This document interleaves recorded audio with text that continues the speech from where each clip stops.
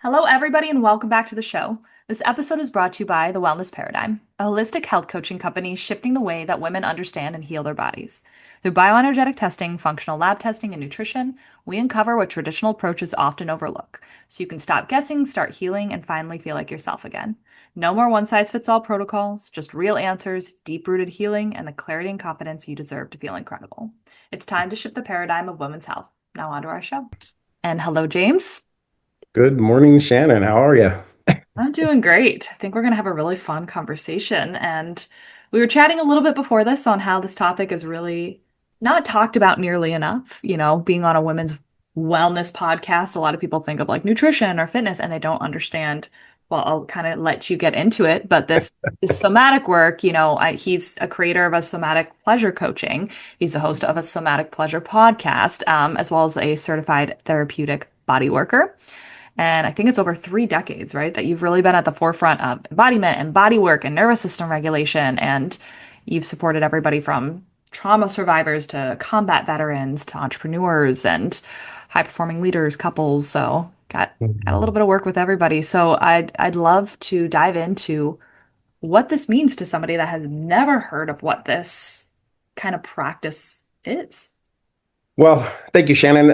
It's really a huge topic, actually, Yeah. and so we're going to kind of dive into it and try to get a little succinct with it. Pleasure.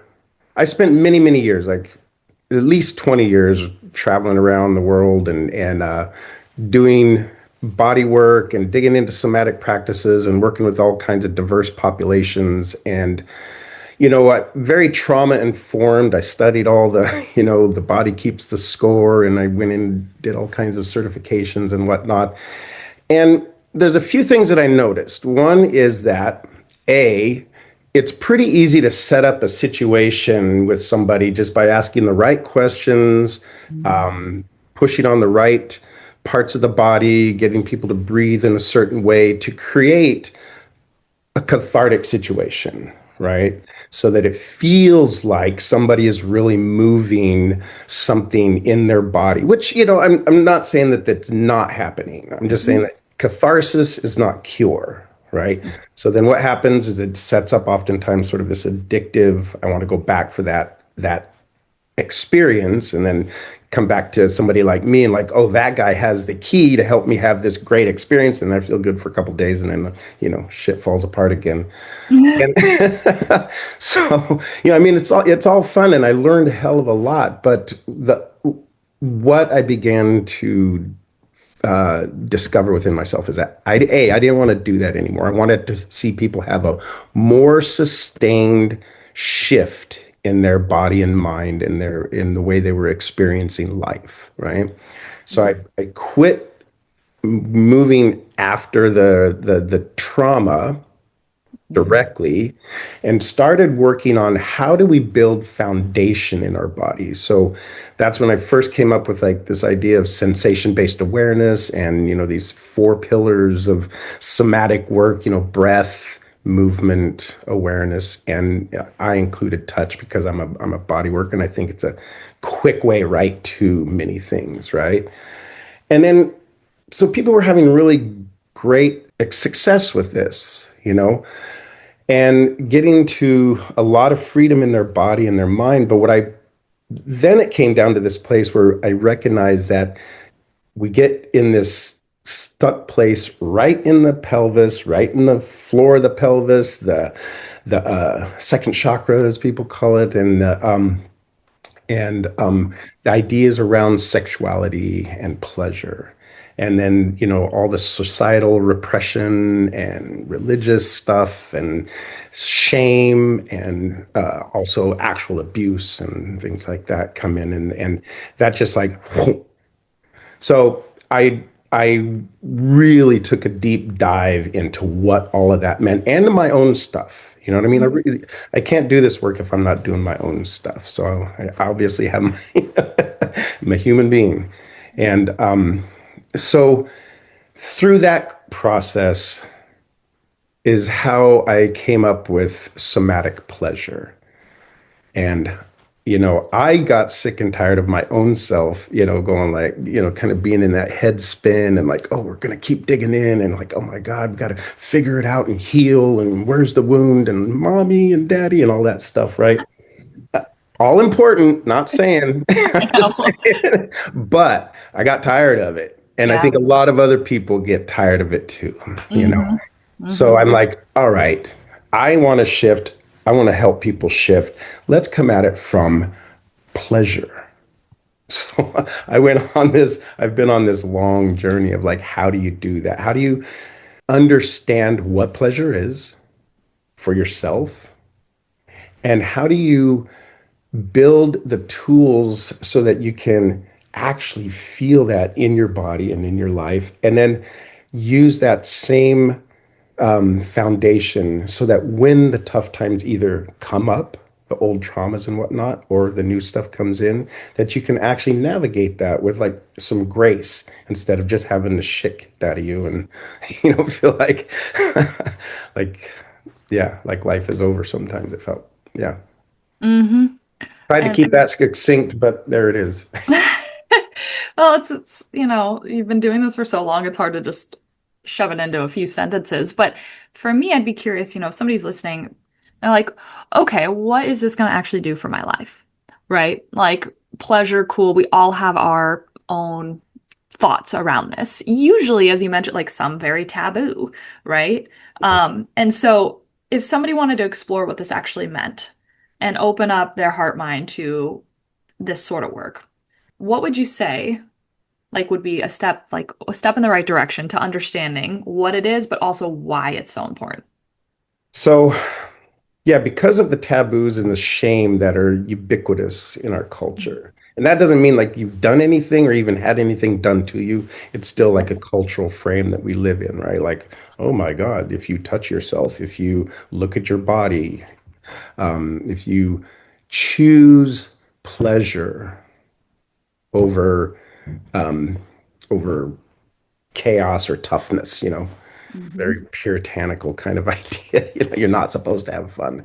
And that's the Hmm. first thing I would say is like, name one thing that brings you pleasure. And then just do that. Do that for a minute. Do it in front of a mirror. Uh, there's people that are, and I mean, I've been this way back when, like, I remember this, but like dancing Hmm. and yeah, just moving your body in these other sensual ways, or how it feels good in your body, not trying to do anything performative for anybody, and then look at yourself while you're doing it and see how that affects your yourself. How do you embody that? How does that land in you? And just pay attention to it. That's that's a really basic thing.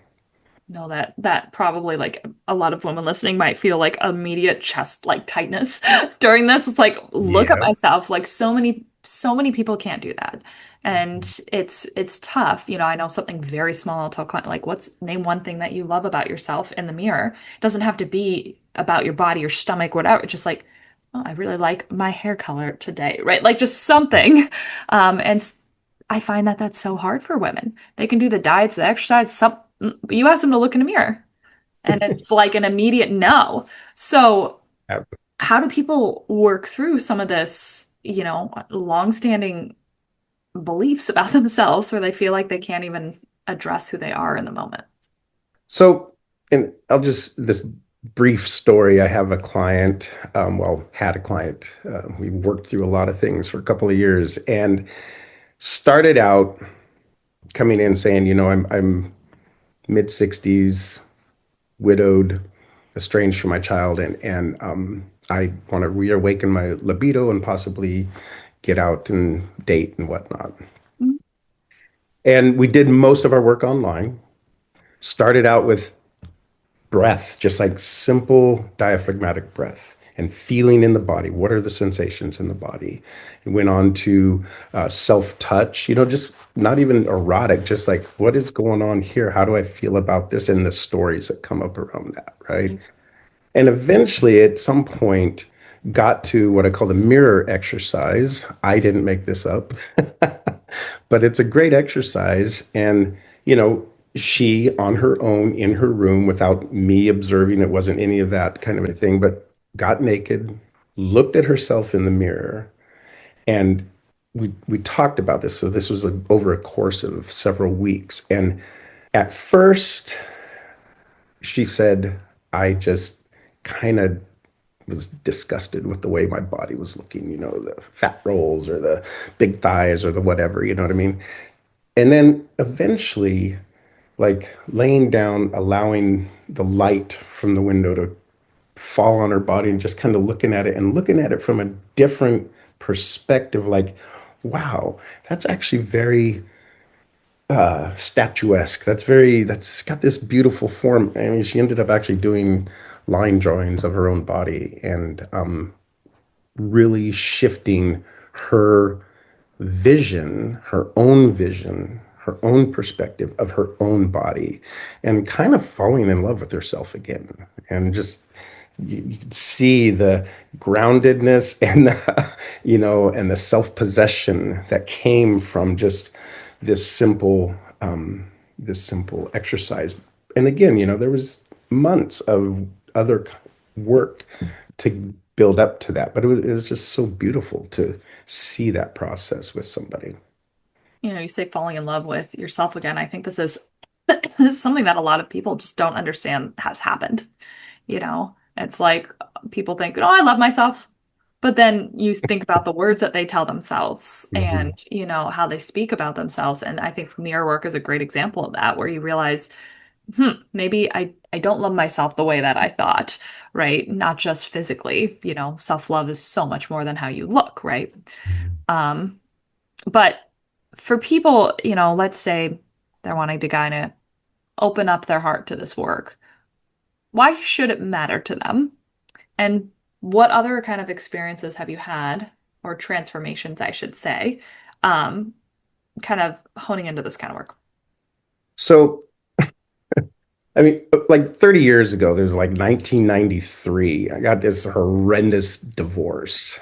I mean, it was terrible. Like, it just like pulled the rug out from under me. I just like was questioning my whole masculinity and the way I was living my life. And it just like, it spun me down into this huge spiral.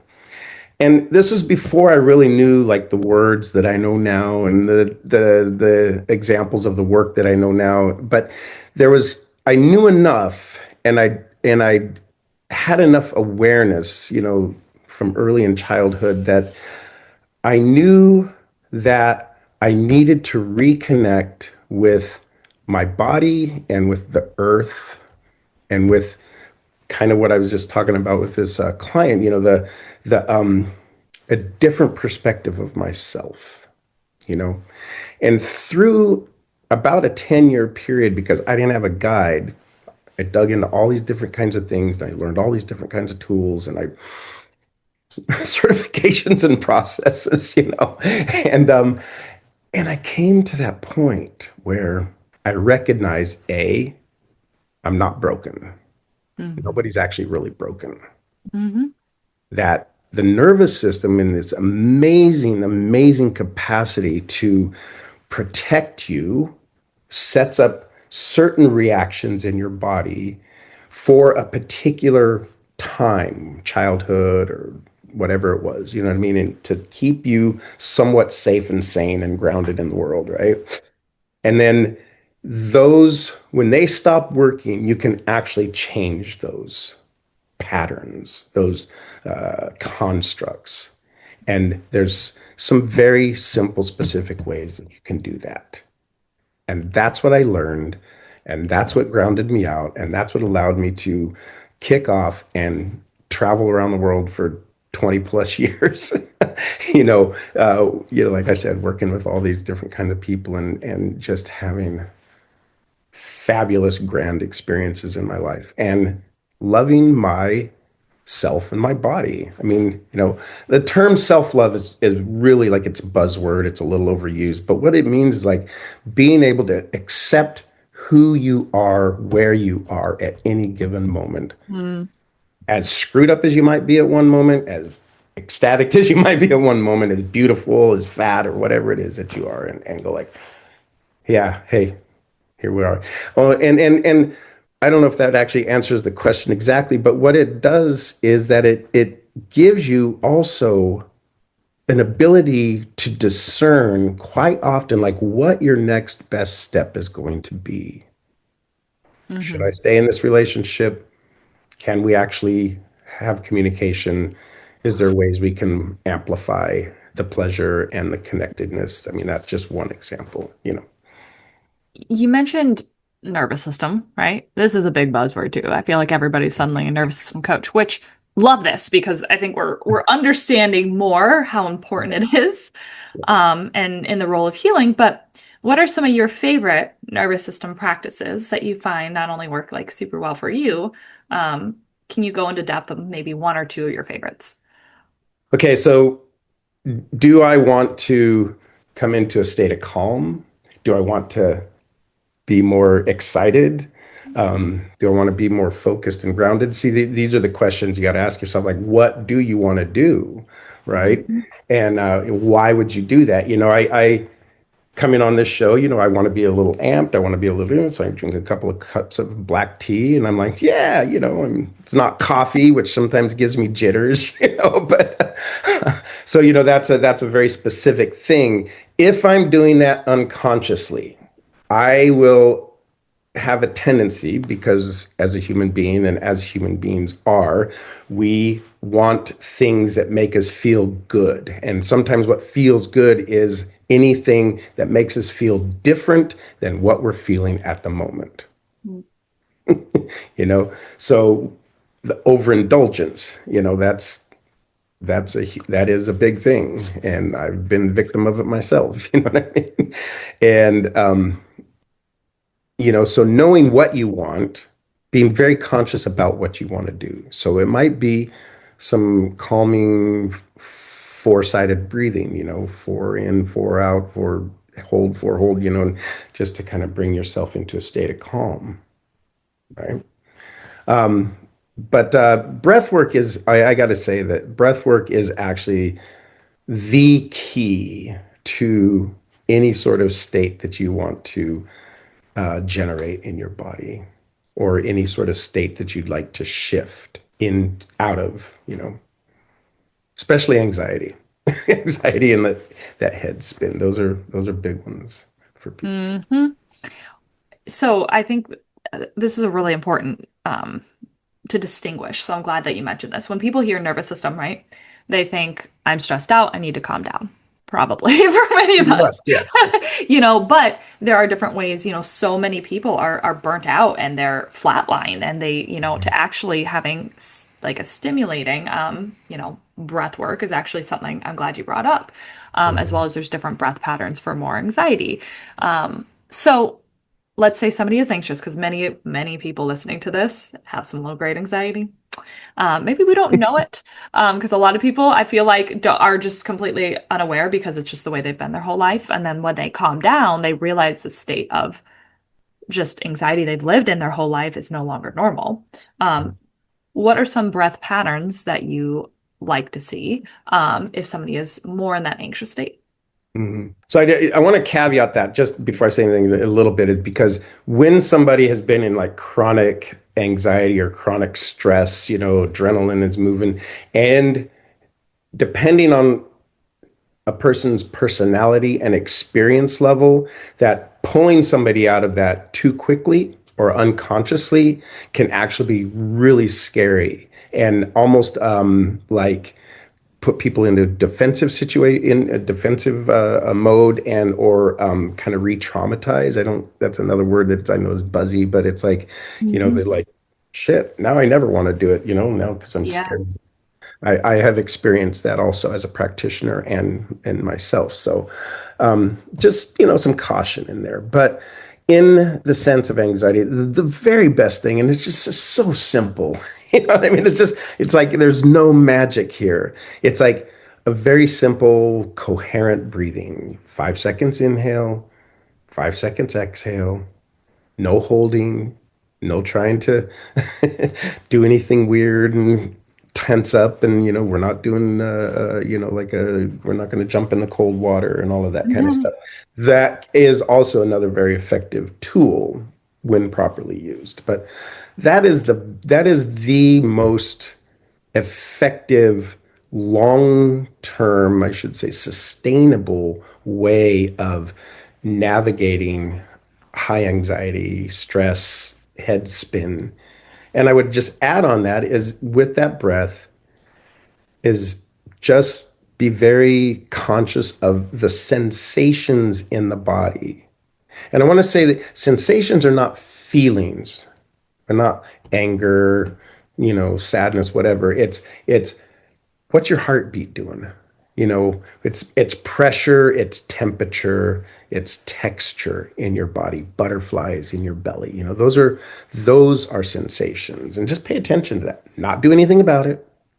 Not try to change it. Just pay attention. First step.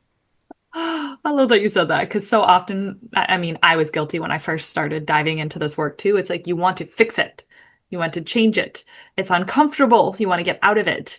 And it's one thing to understand how to just sit with it and create this sort of what's the word? Neutrality, where it's neither good, it's not bad, it just is, and we work through it and just let it be. You don't make a meaning of it. You know what I mean? That's difficult. I mean, I kind of went extreme on that at some point, and I don't necessarily recommend this to everybody, but I don't know if you've heard of Vipassana meditation, where it's s- Mm-mm. silent meditation, and then you go into like a 10-day silent meditation. 10 days. Wow. You're doing a seating meditation upwards of 10 to 11 hours a day, in sets. And I've done two of those. And I mean, it's kind of like Wow. extreme sports, Very extreme. but because you're not supposed to do anything about it. You're not even supposed to like do any particular kind of breathing. You're just breathing and paying attention, kind of scanning the body. And things begin to unravel in the body physically in a Yes. way that is just astounding, you Hmm. know, and I've watched it happen, really freak people out. It can send people into what they kind of almost like psychedelic experiences and even sort of Hmm. like mild psychosis. So it's not for the weak of heart. I feel like this could be a whole nother podcast episode.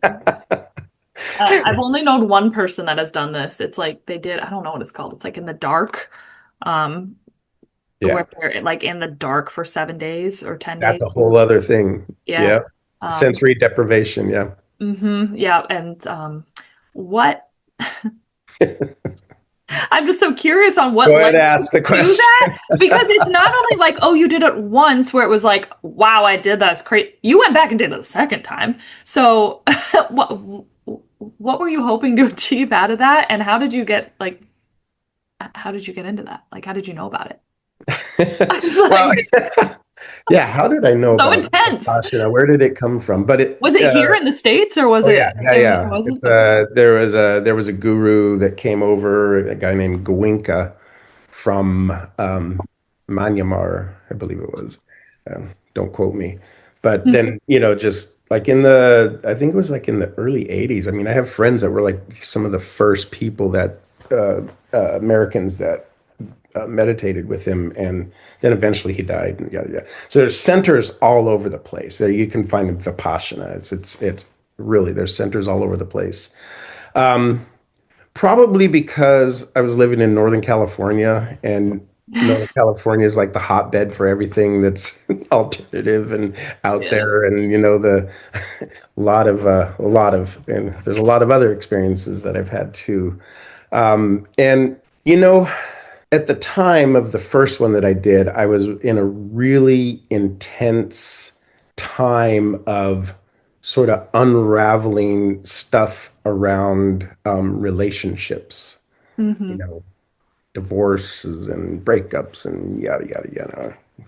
I mean, I think some people can probably relate to that place where, not sleeping and head spinning and life gets very sort of tunnel vision sometimes.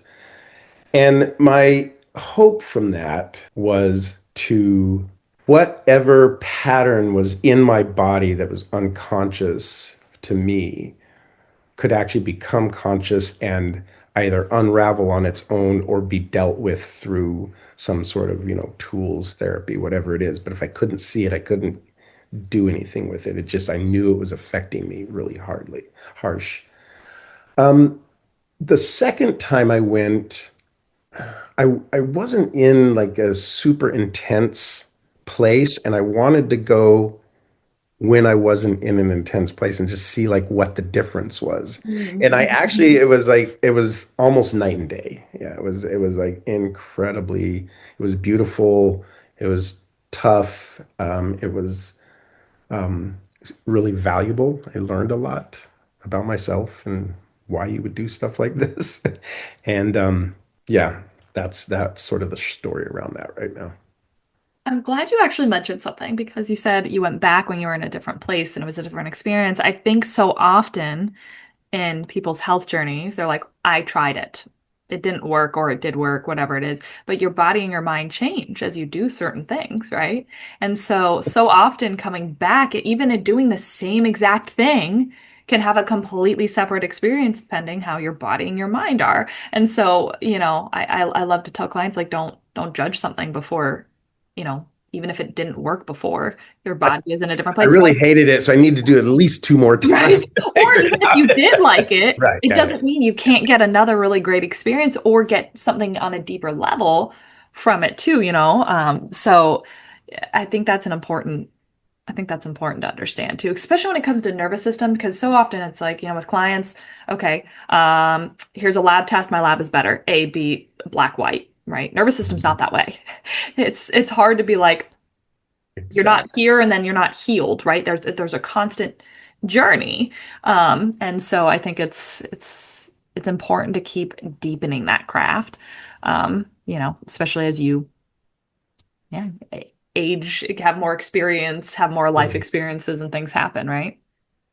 Exactly. And if I mean, like for me, I've been on this constant sort of path journey um, for many, many years, and I recognized when I had new tools, new perspectives, and because of what I do and because of my interest, I I want to know personally, not just from, somebody else's experience. I want to know personally what that is like so I can feel it in my body, so I can understand it viscerally. And so then I can impart at least the knowledge that I have to somebody else firsthand instead of secondhand. So, I am the person who will be the first one out into the trail, just so that I can, I don't know, I don't, not trailblazing, but just so I can give, some support and encouragement to people that I'm helping or that are coming along in the path, whatever Mhm. path that is. You know what I mean? I can say, well, these are some things to expect. Mhm. Yeah. Now, if people were interested in learning a little bit more about what you do, how you help people, wanted to kind of connect, what is the best place to find you? I think the best place at this moment is actually just check me out on Instagram. It's just James Humecky, super simple. If you know how to spell Humecky, it's It'll down. It's down there though. be in the Uh, show notes. yeah, yeah. Facebook. I'm getting a little bit more active on Facebook, but and then check out my podcast. I've done one season and getting ready to start into the next season, the Somatic Pleasure Podcast, and this last season was just gorgeous. And I won't go into it, but just beautiful people, and you're gonna get some. I mean, it's not safe for work. Most just saying, but honest and deep. And so anyway, um, and then I have a website. It's somatic-pleasure.com. because I wasn't the first one that came up with somatic pleasure, obviously. And just a fair warning, the website needs some work, but updating. But yeah, that's the way you can get a hold of me. Awesome. Well, I will put all of those down in the show notes so he will know how to spell Humecky. And you can reach out to James if you have any questions or you want to check out what his work a little bit deeper. So, but I do appreciate you being here, James, and listeners, of course, thank you for being here, and we'll catch you guys on the next show. Thanks, Shannon. Great conversation. Thanks, James.